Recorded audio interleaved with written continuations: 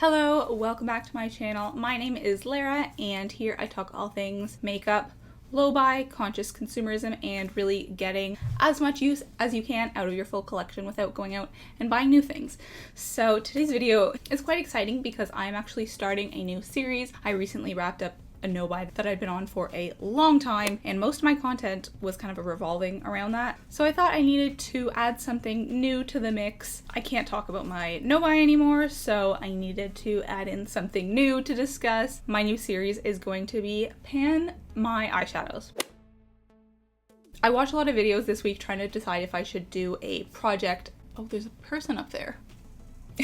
Trying to decide if I should do a project 100 uses or a Pan Those Eyeshadow series, and I ultimately decided on this one. I will get into why a little bit later, but welcome to the new series. My Project Pan videos are my most popular videos on my channel, and I think that that is the case for a lot of people who make content similar to me. People just really enjoy Project Pan videos. I discussed this with Shauna a bit ago, Shauna Rapari. I will link her channel down below, but she finds the exact same thing. And I even see with like bigger YouTubers like Kelly Googe and Sarah Rose, I think they get a lot of views on their Project Pan videos. So all this to say, I thought that I would expand on this kind of series, but talk specifically about eyeshadows. So how I'm going to do this is I'm actually going to choose the eyeshadows. I'm not just going to randomly select them. And I'm starting out with 5 eyeshadows, and these are all single shadows, and it's because I actually get quite a bit of use out of all of my palettes. I don't have that many. I think I'm at like 9 or 10 right now, and I switch them out pretty regularly. So the way I use my makeup collection is I will bring a palette into my sort of daily makeup bag for a few weeks or a month,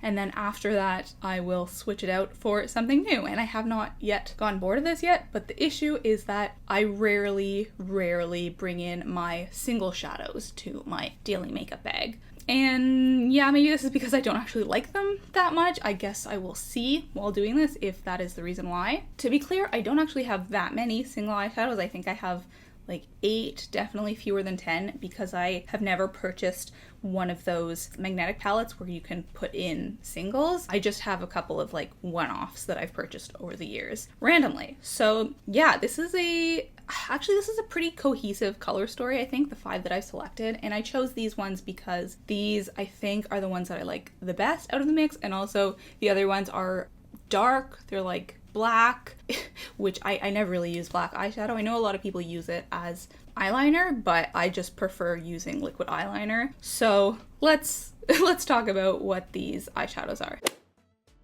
These 2 are from ColourPop. Now, these were the only makeup products that I purchased in the first year of my no-buy. In the second year of my no-buy, I bought a couple more things. I broke it a little more than in the first year, but the first year, this was all I got. And I do not regret that purchase at all. I really enjoy these eyeshadows, but the problem is that I just never bring them into my makeup bag, even though they are colors that I really like. So they are both sort of reddish in color, and I don't know what's going on with this one. This is the one that I've gotten more use out of. It is the color Cuteologist. This is one of the Super Shock shadows. Can you tell it's sort of like dark on the top? It looks like something has been like added. I don't know how to describe it. And this has actually gotten really kind of dry.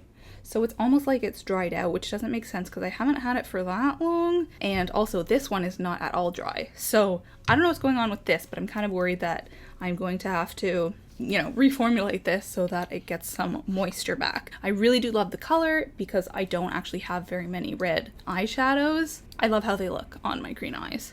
This one is in the color Paradox, and unfortunately it did shatter at some point. I think this was during my move in October, but it is still very bouncy.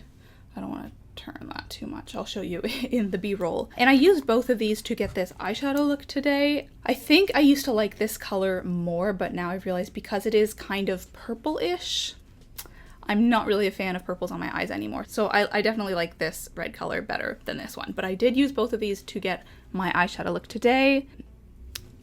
I'm pretty happy with how it turned out. And I'm just excited to get more use out of these 2. So those are the 2 that I think I like the most out of these 5.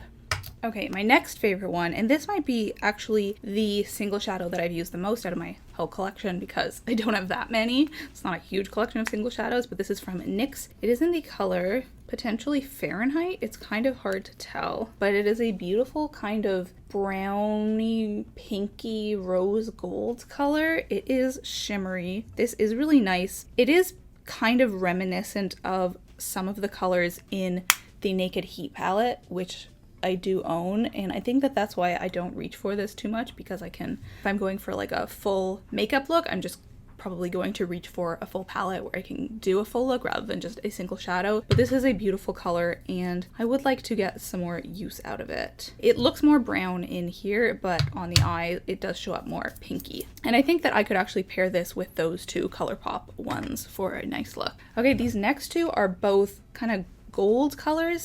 This is from Wet n Wild. Oh, it says for face and body. Body, huh? I guess I could put this shimmer on me. I don't know what the color is. It doesn't say, but I have had this for a long time. It's just like a gold glitter and it looks very chunky, but it's not super, I don't know what the word is. Like this is just a nice color you could sort of do all over because it's not too concentrated. And I guess that this would work on your body. Well, that just kind of looks like a chunky glitter. That doesn't look at all like a highlight. I don't know if you can see my shoulder. But I think that this would be kind of a nice casual all over the lid look. I've never tried it that way. I think I've barely used that single shadow. So I'm gonna have to play around with that, but I think that will be easy to incorporate in a lot of different looks. Even like today, I think that that would have worked nicely sort of on the inner half of my eye. The next one is from Maybelline. This is in the color Gold Rush, just like that Taylor Swift song.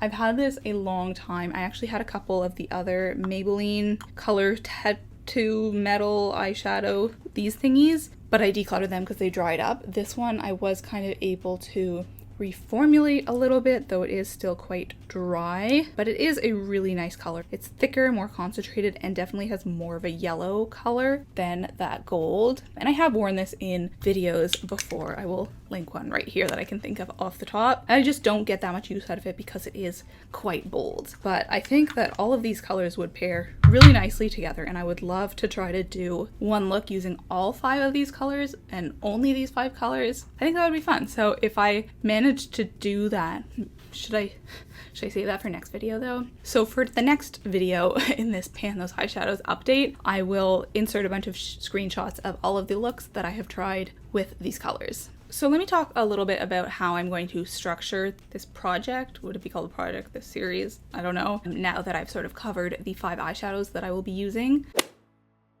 Basically, I don't think that I would do well to aim for a certain number of uses. I know that some people structure their project pans or project 100 uses that way. They will aim to use one item 15 times and then once they will roll it out. I don't think that that will work for me just because I know that I can't be bothered while I'm doing my makeup to sit there and write down every single thing that I used or do little ticks or whatever. I would just find it a bother and I would forget about it. So I'm not going to do it that way, and that is also the reason why I decided not to do the project 100 uses, because I just know that I will find that burdensome to have to actually individually count the number of times that I use each item.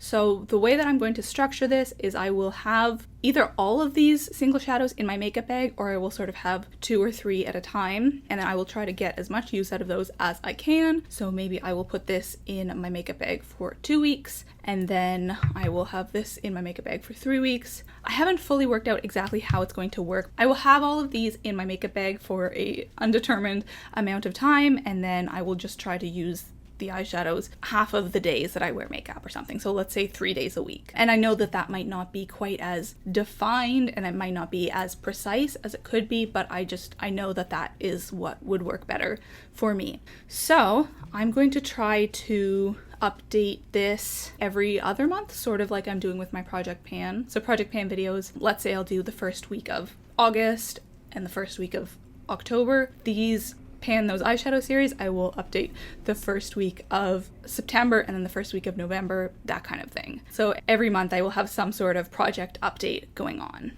And also, just as an FYI, the palette that I currently have in my makeup bag is the Naked Heat, which I think would go beautifully with all of these colors because it's sort of that like browny, orangey, a little bit of red with sparkle kind of look, and that is exactly what I feel like I've got covered here. The only thing not covered in that palette is yellow. So I think that these colors could really complement that well, and I'm really looking forward to updating with all of the pictures of my makeup looks that I have managed to achieve. I also feel like something that I've been missing from my YouTube videos has been discussing the actual makeup that I'm using, because I do shop my stash videos from time to time. I very rarely actually talk about the individual products that I'm using throughout the week. Yeah, like the only products that I talk about are things that I've emptied, that I've panned, or that I've decluttered, or things that like I should declutter. I never talk about what I'm actually using from week to week. So this will be a kind of nice way to introduce that. I think that is it for these videos. I know everyone structures them slightly differently, but because this is an intro to my panless eyeshadows, that's all for now. I'm sure we'll have more to discuss next time once I've incorporated these into my makeup bag. And yeah, because I will be updating this every other month, I guess I'll get to use these for 2 months, which seems like kind of a long time. We'll see how this goes. Obviously, I have a lot of questions for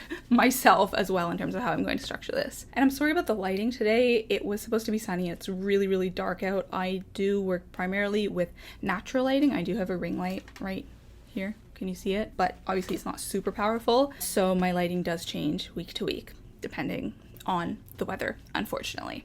But thank you for hanging in there. Every week I also discuss one book that I'm reading lately, so let's hop into that. This week what I'm reading is actually an audiobook. I mean, I do usually have a couple of different books on the go, but the audiobook that I'm currently listening to is called The End of Policing. This is by Alex S. Vitale. I'll just show you what it looks like that. So this is about 8 hours long, which for an audiobook I think that's pretty average, maybe slightly on the shorter end, and you know, it is basically what it sounds like. I, along with many other white people, have been learning a lot about the problems with policing over the past year or so. I think this is a really good sort of introduction to the problems, the history of policing, and, you know, especially in the States. This is an American book. If that sounds interesting to you, I would highly recommend it. It is pretty dense, but it's not dense to the point where I'm like, I have to have a notebook beside me, like writing all these things down. There are a lot of quotes and interesting ideas throughout the book that I do note down, but it's not like, it doesn't feel like I'm reading a textbook, which is good. So that is going to be it for today. Thank you so much for watching. Let me know if you're excited for another kind of project panning series. I obviously don't think that I will be hitting pan on any of these anytime soon because they were obviously severely underused. I probably used each of these no more than like 20 times, so I don't think that I'll be hitting pan, but that's okay. This is me wanting to get use out of underused items because I do get so much use out of my palettes, which is a great start. I know there's other projects like cream project pan, but I honestly don't have that many creams and I don't like cream makeup,